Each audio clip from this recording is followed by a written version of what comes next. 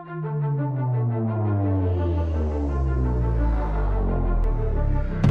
the heart of every craft world there is a sealed chamber.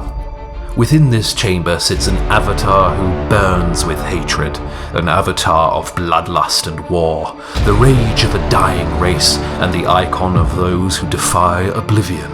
It is the avatar of the bloody-handed god. It is the avatar of Khaine.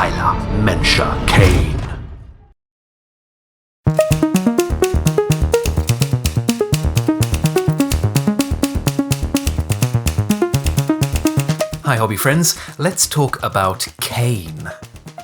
Once upon a time there was a young boy living in the Peak District in the UK who, along with his brother, had been thrown into the hobby of Warhammer 40,000 by the arrival of a big box of little spacemen and even littler space orcs.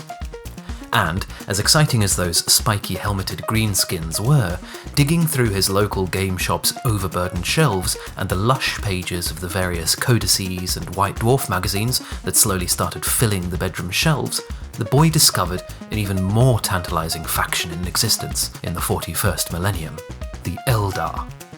And of all these fair space elf models, one reigned supreme.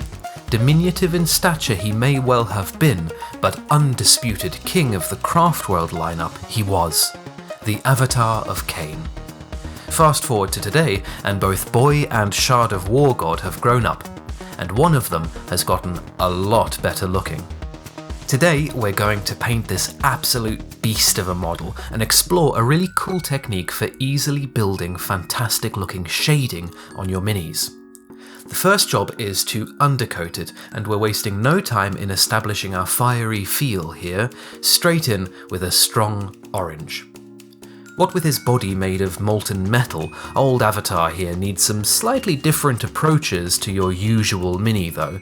On a regular non-molten mini, we want our hard-to-reach nooks and crannies to be dark, since they're in shadow. Here, however, we're looking for bright and smouldery. That's why I go in with this light peach shade all over the body bits. I use peach rather than white because the slight hint of pink in there will help support and warm up the yellow we'll soon be glazing in over the top. Okay, so stage 1, 15 minutes work, all done. Time to mask. Today I'm on the silly putty for masking since there's way too many corners and curves to try using tape. Pulling off flattish blobs, I try to cover the body as cleanly as possible, leaving just the armour exposed. A sculpting tool like the one I'm using here is really useful for this job. Alright, that was quite a faff and I didn't even bother with the face, but it will save us a whole bunch of time in the long run. Into the airbrush I've loaded a little bronze metallic paint. The underpainting experiments have proved that metallics under inks can look super fabulous, so let's see if a really subtle sheen on the highlighted areas does anything for us here. Next up, thinned down red ink. This, as you might imagine, is going all over all of the armour pieces. Nothing fancy, just a good coat of transparent red. Moving on to shading the armour now, I start with just a little magenta. Magenta is the magic colour and it's going to build a little richness into our shadows for us here. It'll look pretty pink for a while, but you've got to trust the process. Okay, next shade is this really interesting ink from Liquitex that calls itself Neutral Grey. Neutral here is not being used in any sense of the term that I understand because this colour is a very distinct shade of desaturated purple. If you know what Liquitex means by neutral, please let me know, I'm genuinely interested. I suspect it's got something to do with the colour composition and colour temperature, but I'm not really sure. Anyway, we're still just building dark tones with the airbrush here, finding shadows and downward facing surfaces to tickle with the airbrush. Last bit of the armour work for now is to lay over a nice coat of matte varnish. I usually matte varnishings anyway since they're so shiny, but there is also an important technical purpose here that we'll get to later. More masking with some yellow putty this time, covering over the armour that we've just finished. Make sure your paint is good and dry before laying on any masking at all, even the relatively mildly sticky silly putty. I'm not doing the whole model this time, just the head area, because we're working on that lovely helmet crest. Pretty standard gunmetal to duraluminum to aluminium progression from the bottom to the top of the crest, and then, getting a little bit more funky, I lay in a red ink fading out from the bottom. The ink will show through a lot cooler over these silver metallics than it does over the orange armor base coat, but the temperature contrast works really nicely, I think. Alright, let's free this chap up from his nurgly casing now and really start to heat things up. Just a quick check to see where we're at first. Looking good.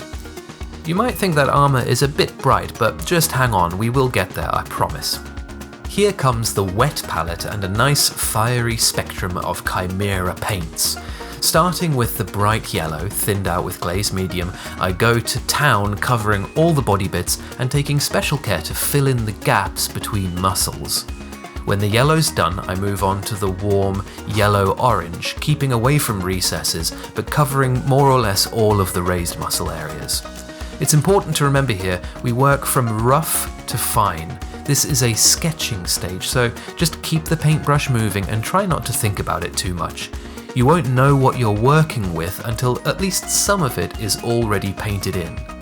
When the yellowy orange is done, the red orange comes out, and hopefully it's pretty obvious that what we're doing here is reducing the size of the covered area with each darker colour. Feel free to be wild, be hot, be fast. Work a while on just one little bit to see where you're going, then expand out what you've learnt over the rest of the model. Don't be afraid to go back and forth, fixing and playing and finding your own fire as you go. In places, I add a little bit of white into the recesses to really turn up the heat. Out comes the fluorescent paint too, which is great for adding a glowing sensation. I don't want him to look neon though, so just a gentle glaze here and there to give him some sheen. A little black gets added to the red too, which will give us that embery feel that we're after, and add some specks of interest to this analogous colour scheme. To be honest, there's not much more to it, you just layer, glaze and futz your way towards the look you're after. Make sure you pull up a reference image as well when you do this kind of work, it really helps to keep you on course. Alright, obviously that took a fair while to do, but let's jump forward a little. When I was sick of painting orange, I laid in the bronze metallic base on all the trim and danglies. I started out with bronze on the chest piece as well, but after some astute observations from a fantastic Discord friend and patron, I changed it later to a burnt iron look. Another day, a fresh palette of the same colours, let's start work on that sword.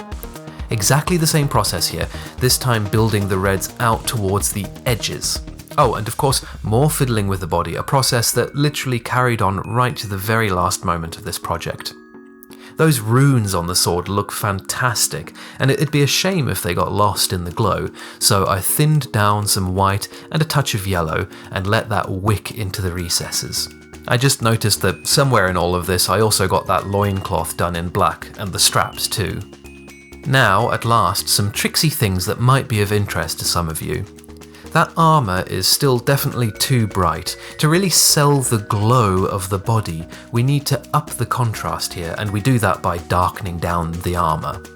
So, out comes the oil paint and mineral spirits, and thinning out just a little bit, I coat all of the armour in black. What we're going for here is a little bit of a 2-for-1 special. We're looking to filter all of the armour down by a shade or two, and we're looking to get easy peasy volumetric shading to reinforce what we did with the airbrush earlier. On the filter side of things, that's the technical reason for the matte varnish I mentioned earlier. The rougher, almost porous surface of the matte varnish will hold much more of the black than glossy inks or a gloss varnish finish would by themselves.